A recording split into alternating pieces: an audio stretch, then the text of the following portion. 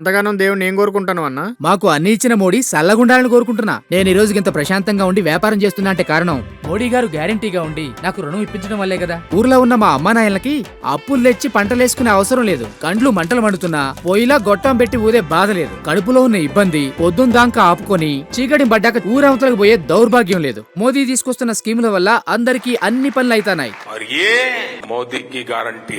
నేను ఎంతో సంతోషంగా చెప్తున్నా, ఇది నా భారత్. మోదీ గారి ఆలోచనలతో ఎదుగుతున్న భారత్. కమలం గుర్తుకి ఓటేద్దాం, బీజేపీని గెలిపిద్దాం. మోడీ మన అందరి నేస్తం, బీజేపీనే గెలిపించేద్దాం.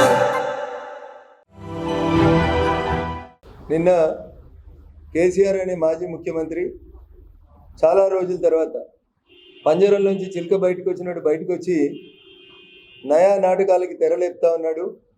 నోటికి వచ్చినటువంటి మాటలు మాట్లాడుతూ ఉన్నాడు.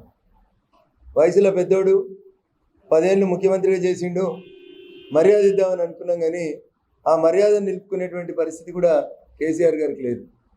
కొత్త కొత్త డ్రామాలు, సెంటిమెంట్ డ్రామాలు, నోటికి వచ్చినటువంటి మాటలు మాట్లాడుతూ ఉన్నారు. కాబట్టి వారు మాట్లాడిన భాషలోనే వారికి సమాధానం చెప్తే మంచిదనే ఉద్దేశంతో వారు పుట్టిన ఊరికే వచ్చి మాట్లాడుతూ ఉన్నారు. రఘునందన్ దుబ్బాకలో ఓడిపోయిండు. నువ్వేడు ఓడిపోయినావు కేసీఆర్? నువ్వేడు ఓడిపోయినావు అంటున్నావు. కామారెడ్డిలో ఓడిపోలేదా? ఆ మాత్రం కూడా లేదా? నాకు మాట్లాడడం రాదా? రఘునందన్ మాట్లాడితే గ్యాసు, నరేంద్ర మోడీ మాట్లాడితే సోయి లేదు. నేను నీకంటే ఎక్కువ మాట్లాడగలుగుతా. అవగాహన ఉండి మాట్లాడుతున్నావా? సంస్కారం ఉండి మాట్లాడుతున్నావా? సోయుండి మాట్లాడుతున్నావా? నేను కూడా మాట్లాడగలుగుతాను కదా. రఘునందన్ దుబ్బాకలో ఓడిపోయాడు, రఘునందన్ మెదక్లో పోటీ చేస్తున్నాడు.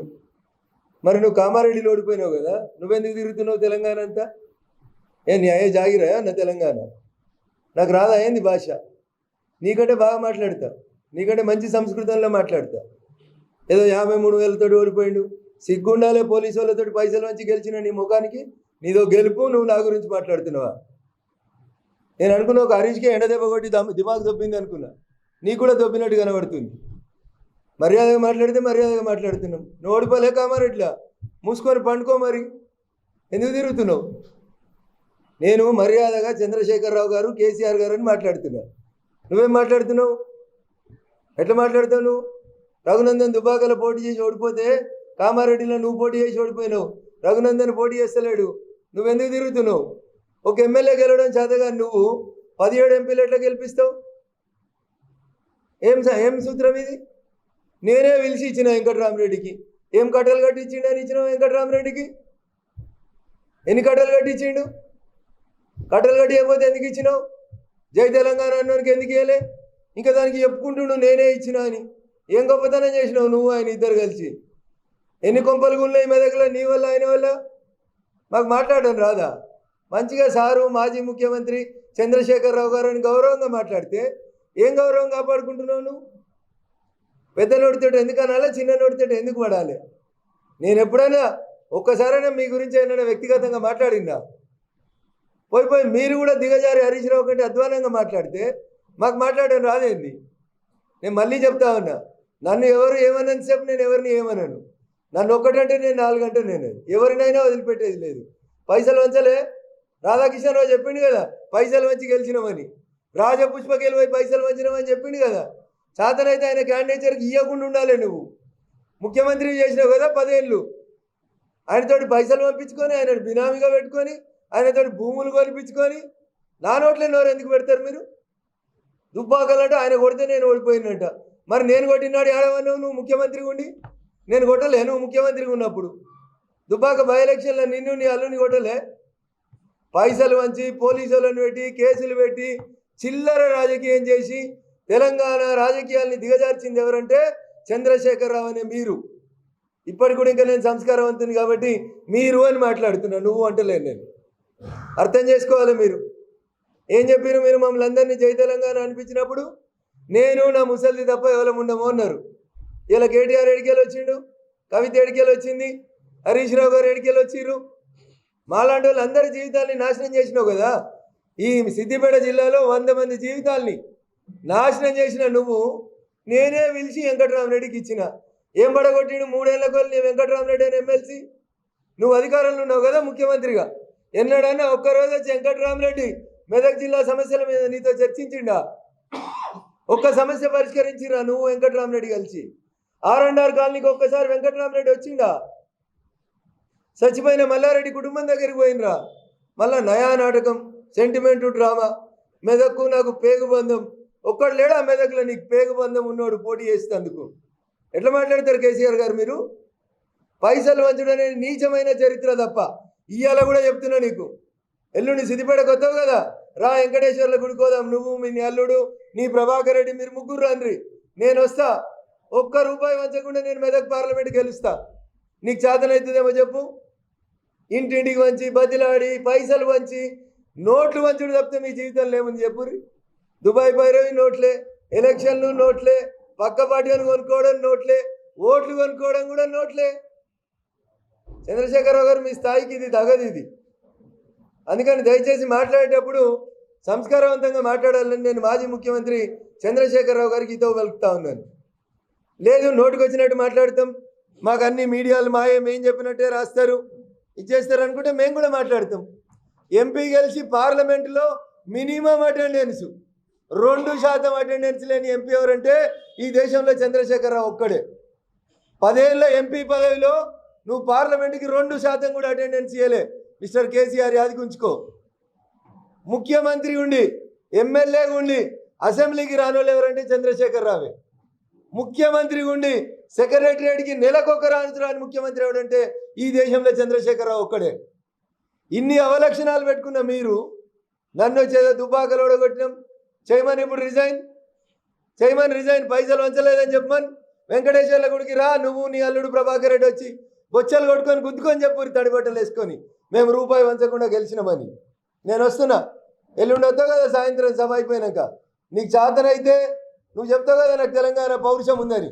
మిస్టర్ చంద్రశేఖరరావు నీ లోపల తెలంగాణ పౌరుషం ఉంటే, తెలంగాణ రక్తం ఉంటే చెప్పిండు కదా రాధాకిషన్ రావు అనే డీసీపీ, మేము చంద్రశేఖరరావుని 3వ ముఖ్యమంత్రి చేసేందుకు పైసలు వంచినామని. సిగ్గుండాలి, ఆత్మహత్య చేసుకోవాలి ఇంకా మాటిన్న తర్వాత. ఇంకా వచ్చి పొంకరాలు కొడుతున్నావు మైకుల ముందుకు వచ్చి. దుబ్బాకలు ఓడిపోతే ఎట్లా పోటీ చేస్తాడు? ఏం చేసిర్రు 10 ఏళ్ళు ముఖ్యమంత్రి ఉండి? ఎందుకు మోడీ గారి దగ్గరికి రాలే?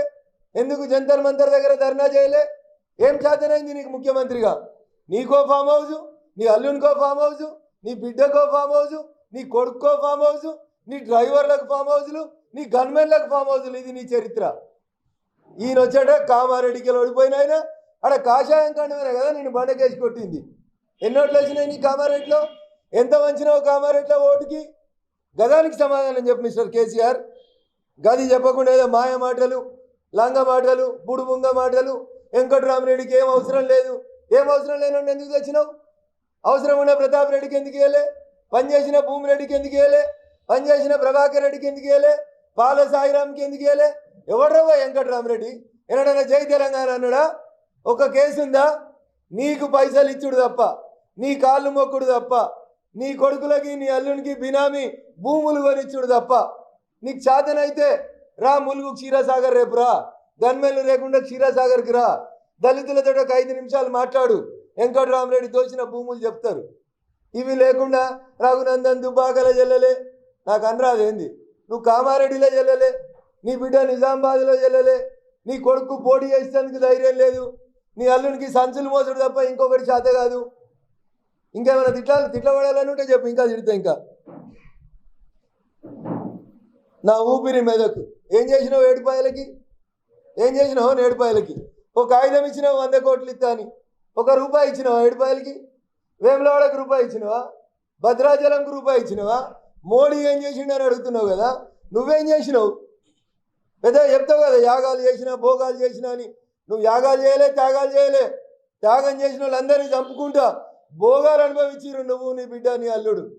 నేను మళ్ళీ చెప్తున్నా, నువ్వు వెంకటేశ్వర స్వామిని నమ్ముతావు, నీ అల్లుడు కూడా నమ్ముతాడు, ప్రభాకర్ రెడ్డి కూడా నమ్ముతా అని చెప్తారు. మీరు ముగ్గురు ఎల్లుండి వస్తారు కదా సిద్దిపేటకి. సిద్దిపేట సభ అయిపోయినాక ముందుగా వస్తారా తర్వాత వస్తారా రాండి, నేను ఒక్కనే వస్తా. మీరు మీ అమ్మ నాన్నని నమ్మితే మీ అమ్మ నాన్న మీద, లేదు వెంకటేశ్వర స్వామిని నమ్మితే వెంకటేశ్వర స్వామి మీద ప్రమాణం చేసి తడిగుడ్డలతోటి గుళ్ళకి వచ్చి మేము 1 రూపాయి వంచలేమన్నట్టు ఎలక్షన్లలో దుబ్బాకలో, సిద్దిపేటలో, కామారెడ్డిలో 1 రూపాయి వంచలేదని మీరు ముగ్గురు ప్రమాణం చేయండి. నేను విత్డ్రా చేసుకుని వెళ్ళిపోతే ఎలక్షన్స్లోంచి. మీకు సాధన అయితే రాండి. వెంకటరామరెడ్డి నీ బినామీ కాదని చెప్పు, హరీష్ రావు బినామీ కాదని చెప్పు. నార్సింగ్లో ఉన్న భూముల వివరాలు ఇస్తాం హరీష్ రావువి. ఎందుకు మాట్లాడతలేడు హరీష్ రావు? రంగనాయక సాగర్ ఫామ్ హౌస్ గురించి ఎందుకు మాట్లాడతలేడు? రైతుల్ని గుంజుకోలేదా మీ వెంకటరామరెడ్డి? అందుకని కేసీఆర్ గారు 10 సంవత్సరాలు ముఖ్యమంత్రిగా పనిచేసినావు, మర్యాద ఇస్తా ఉన్నాం, కాపాడుకోండి. చిన్నంతరం పెన్నంతరం ఏం చూడకుండా మీరు మాట్లాడితే మేము మాట్లాడతాం.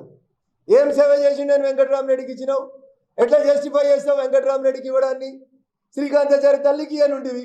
పక్క జిల్లావాడు వెంకటరామరెడ్డి ముద్దయితే శ్రీకాంతాచారి తల్లి ఎందుకు చేదైంది? నీ అల్లుడే కదా అగ్గిపేట మరిచిపోయి నాశనం చేసిండు శ్రీకాంతాచారి కుటుంబాన్ని. ఒక్కరోజైనా శ్రీకాంతాచారి తల్లిని తీసుకొని వచ్చి ఎక్కడైనా పోటీ చేపించినవా? పోటీ చేపియనుంటివి. మెదక్ గెలుస్తుంది అంటున్నావు కదా, శ్రీకాంతాచారి తల్లికి ఎందుకు ఇవ్వలేదు నువ్వు సీటు? అన్ని లంగ ముచ్చట్లు, బట్టవాజ్ ముచ్చట్లు. ఖచ్చితంగా మిమ్మల్ని అందరినీ రఘునందన్ మెదక్ ఎంపీ గెలుసుడు ఖాయం. మీ అందరినీ శ్రీకృష్ణ జన్మస్థానంలో ఊచలు లెక్క పెట్టి చూడు అంతే ఖాయం. ఇంకా 2 రోజులు జిల్లా పర్యటన ఉంది మిస్టర్ కేసీఆర్ నిది. ఒక్క అక్షరం గిట్ట నా మీద దూరలేవనుకో, బరాబర్ ఏం చేయాలో చేసి చూపెడతా, బరాబర్ ఏం చేయాలో చేసి చూపెడతా. జర ఖాన్ కోల్కేసునో మోడీ గురించి రఘునందన్ గురించి ఒక్క మాటలు మాట్లాడితే మొత్తం మీ చరిత్ర అంతా సిద్దిపేట అంబేద్కర్ బొమ్మకాడు ఇప్పకపోతే నేను రఘునందన్ రావు గారి ఆదుకుంచుకో. అసలైన తొలి వెలుగు. ఫాలో వాట్సాప్ @తొలి వెలుగు అఫీషియల్.